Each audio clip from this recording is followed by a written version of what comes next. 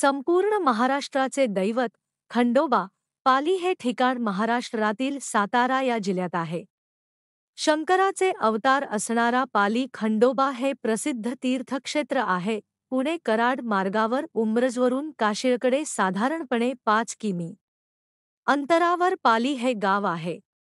या गावावरूनच त्याला पालीचा खंडोबा या नावाने ओळखतात.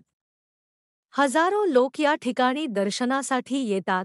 जानेवारी महिन्यात या ठिकाणी मोठी यात्रा भरते. खंडोबा देवाचे मंदिर हे तारळी नदीच्या तीरावर आहे. पुण्यापासून 135 किलोमीटर अंतरावर हे ठिकाण असून तेथे जाण्यासाठी 2 तासाचा वेळ. सदरच्या देवस्थानात दररोज 4 वेळा पूजा अर्चा केली जाते. देवस्थान हेमाडपंथी असून ते सुमारे 1000 वर्षांपूर्वीचे आहे. मंदिरात नारळ वाढवित नाहीत. बकरीचा पशुबळी दिला जातो. येथे पौष महिन्यात मृग नक्षत्रावर खंडोबाचे व म्हाळसाचे लग्न लागते. त्याची पौराणिक कथा खालीलप्रमाणे.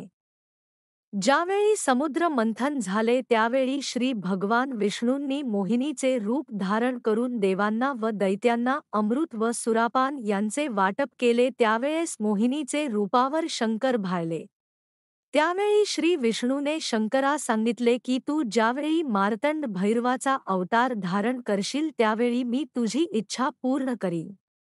त्याप्रमाणे श्री भगवान शंकराने पार्वतीच्या शरीरात प्रवेश करून मोहिनीचे रूप धारण केले व ती अतिसुंदर दिसू लागली म्हणून तिचे नाव महालयाशक्ती असे ठेवले. तीच म्हाळसा. तिने तिम्माशेठ वाण्याच्या घरी बालकनेचे रूप धारण केले व तिचा विवाह सदर वाण्याने मार्तंड भैरवाशी पौष पौर्णिमा या दिवशी करून दिला. म्हाळसा व महाळसाकात येथून गुप्त झाले आणि ते शिवलिंग रूपाने प्रकट झाले. त्यावेळी पाली येथील खंडोबास मल्हारी म्हाळसाकात हे नाव पडले. पालाई गवळण यांच्या भक्तिप्रीत्यर्थ येथे देव निर्माण झाला म्हणून पालाई या नावावरून सदर गावास पाल हे नाव पडले. सदर देवाचा पुजारी दरवर्षी बदलतो. त्याचप्रमाणे वारकरी मात्र प्रतिदिनी बदलतो. गावाची वस्ती 2500 असून तेथील महादेवांस उमामहेश्वर या नावाने संबोधले जाते. देवास फुलाचा कौल लावला जातो. कौल उजवा दिल्यास देवाचे करणे काही राहिले नाही व कौल डावा दिल्यास आपले काही राहिले आहे असे तेथील भाविक लोक मानतात. खंडोबाच्या लग्नकथा. एक वाघ्या. खंडोबाला वाहिलेल्या पुरुषास वाघ्या तर स्त्रीस मुरळी असे म्हणतात. खंडोबा हे दैवत बहुपत्नीक आहे. खंडोबाच्या स्त्रिया वेगवेगळ्या जातीतील आहेत. अशा बहुपत्नीकत्वामुळे त्या जातींमध्ये एक प्रकारचा सांस्कृतिक धागा तयार झाला आहे. खंडोबाची पहिली पत्नी म्हाळसा लिंगायत असून दुसरी पत्नी बाणाई वा पालाई धनगर आहे. मोहिनी व पार्वती यांचा संयुक्त अवतार मानण्यात येतो. म्हाळसा नेवाशाच्या तिमशेट नावाच्या व्यापाऱ्याच्या घरात जन्मली. स्वप्नात मिळालेल्या खंडोबाच्या दृष्टांतानुसार तिमशेटने पाली जी सातारा येथे पौष पौर्णिमेस दोघांचे लग्न लावले असे सांगितले जाते. दुसरी पत्नी बनाई इंद्राची मुलगी असल्याचे मानले जाते. ही एका धनगरास सापडली. बाणाईला जेजुरी येथे पती मिळेल असे वर्तविण्यात आले. जेजुरीस बाणाईने खंडोबास पाहिले. तिथे दोघे प्रेमात पडले. बाणाईच्या सहवास मिळण्यासाठी खंडोबाने आपली पत्नी म्हाळसा हिच्या सोबत सारीपाटाचा डाव मांडला. डाव हरणाऱ्यास 12 वर्षे वनवास ही अट होती.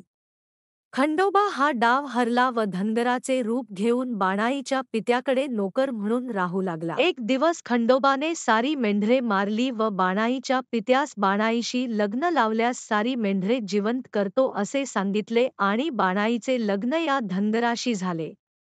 खंडोबाच्या प्रेमात पडलेली बाणाई या लग्नास अनिच्छुक होती. जेजुरीच्या वाटेवर खंडोबाने आपले खरे रूप बाणाईस दाखविले. बाणाईस बघून म्हाळसा संतप्त झाली.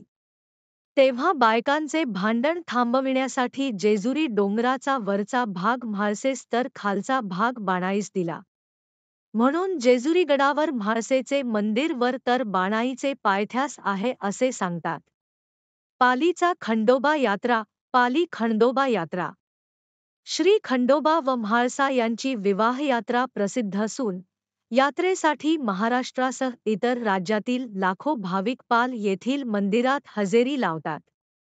भाविकांनी दिलेल्या देणगीतून 4,51,000 रुपये किमतीची 11 किलो चांदी, 1,72,000 रुपये किमतीचे 66 किलो पितळ आणि जवळपास 77,000 रुपये किमतीचे सागवानाचे लाकूड वापरून सुमारे 7 लाख रुपये किमतीचे आकर्षक सिंहासन तयार करण्यात आले आहे.